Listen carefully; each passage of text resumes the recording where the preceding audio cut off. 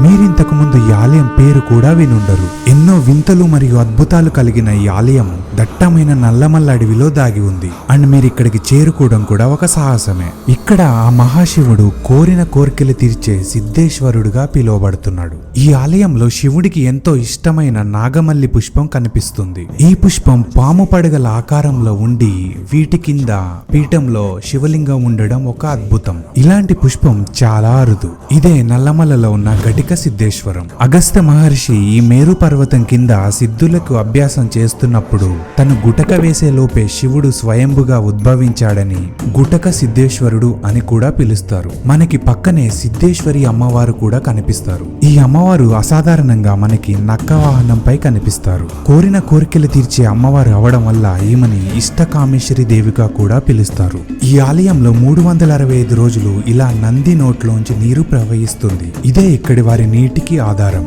ఎంతో పురాతనమైన ఈ ఆలయం ఇక్కడి సామ్రాజ్యాలని పాలించిన ఎన్నో రాజుల చేత పూజలందుకుంది. 1974లో శ్రీ కాశీనాయన ఈ ఆలయాన్ని అభివృద్ధి చేశారు. అప్పటి నుంచి ఇక్కడ నిత్యాన్నదానం చేస్తున్నారు. ప్రతి శివరాత్రికి మరియు కార్తీక పౌర్ణమికి ఇక్కడ ఉత్సవాలు నిర్వహిస్తారు. సిద్ధేశ్వరం చేరుకోవాలంటే మన ఓన్ వెహికల్స్ లో రావాల్సిందే. ఇది శ్రీశైలం నుంచి 200 కిలోమీటర్లు మరియు నెల్లూరు నుంచి 110 కిలోమీటర్లు వస్తుంది. అండ్ ఈ టెంపుల్ మీరు అస్సలు మిస్ అవ్వద్దు. మీరు ఆల్రెడీ విజిట్ చేసి ఉంటే కామెంట్ చేయండి అండ్ మీ ఫ్రెండ్స్ అండ్ ఫ్యామిలీకి షేర్ చేసి ప్లాన్ చేయండి.